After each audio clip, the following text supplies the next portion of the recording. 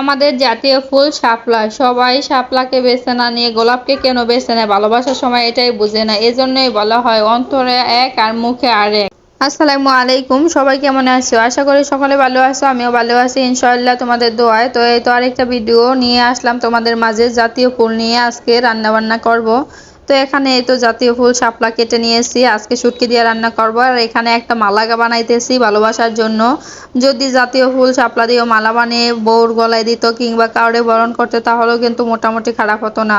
আগে ছোটকালে আমরা এরকম মালা বহুত বানাইছি, যখন স্কুলে যাইতাম কিংবা মাদ্রাসায় যাইতাম সকালবেলা। তো তখন হচ্ছে আমাদের রাস্তার পাশে বিল আছে, বিলের ভিতরে পানি হইতো। তো তখন আমরা টোকায় টোকায় এরকম ভাবে মালা বানাইতাম। তো এই তো মালা বানানো শেষ, এখন হচ্ছে আমি কাটাকাটি করতেছি। আজকে শাক রান্না করব, এই পাঙ্গাস মাছের মাথা দিয়ে, আর হচ্ছে ওই জাতীয় শাপলা রান্না করব শুটকি দিয়ে। এই তো আমি এখানে পেঁয়াজ ভেজে নিয়েছিলাম, আর চিংড়ি শুটকি নিয়েছিলাম বড় যেটা, ওই চিংড়ি শুটকিটা ওই ভেজে নিয়েছি, আগে ধুয়ে নিয়েছিলাম। কিন্তু তারপরে একটুকুনি মানে হালকা পাতলা বালি ছিল। এই শুটকিগুলোকে ভালোভাবে আর কি অনেক আগ থেকে ভিজানো দরকার হয়, তারপরে আর মোটামুটি লাগে, মানে ভালোই লাগে না। তো এই রান্নাটা হচ্ছে বেশ ভালোই হয়েছিল। এই বছরের প্রথম আমরা শাপলা খাইছি এইটা, আর খাওয়া হয় না এই বছরে। যাই হোক, ভালোই লাগছিল।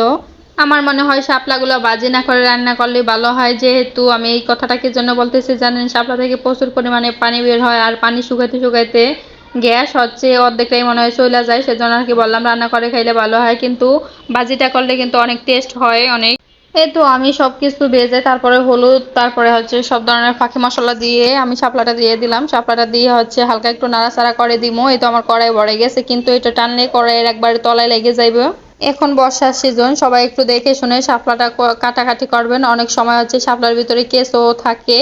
তো বেশিরভাগ থাকা হচ্ছে এগুলা, যেগুলো হচ্ছে গ্রাম অঞ্চলে আমি দেখছিলাম, কিন্তু তারপরে আর আমার চোখে পড়েনি। এই তো আমি শাপলাটা বেজে ওই চুলার ওই সাইডে রাইখা দিয়েছি ফ্রিজের ভিতরে নামিয়ে। আর এখানে মশলা কষিয়ে তারপরে আমি ডাটাগুলো দিয়ে দিলাম পুঁই শাকের, আর আলু দিয়ে মাছের মাথা দিয়ে একবারে দিয়ে দিলাম, যাতে মাছের মাথাটাও কষানো হয়ে যাবে আর ওগুলোও সিদ্ধ হবে। তারপরে দিয়ে দিব শাকগুলো। আমি যে কোনো মাছের মাথা দিয়ে কিংবা মাছ দিয়ে কিংবা চিংড়ি মাছ দিয়ে শাকের ঝোল খাইতে আমার কাছে খুব ভালো লাগে। কার কার ভালো লাগে জানাইবা।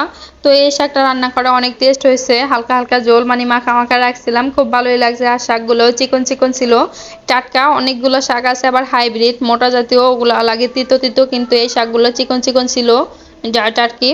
আসলে সব সময় একঘেয়েমি রান্নাগুলো খাইতে ভালো লাগে না। যেরকম মাছ বোনা, গোস, তারপরে হচ্ছে অনেক কিছু আছে বোনা টোনা, ওগুলো ডিম, এগুলো খাইতে ভালো লাগে না। শাকসবজি দিয়ে মাঝে মাঝে ভাত খাইতে অনেক ভালো লাগে, মুখে অনেক টেস্ট লাগে। এই তো কথা বলতে বলতে আমার রান্না করা হয়ে গেছে। মাশাআল্লাহ, দেখেন আমার রান্নাটা কত সুন্দর হয়েছে, সবুজ কালার। এই ছিল আমার আজকের ভিডিও। আল্লাহ হাফেজ সবাইকে।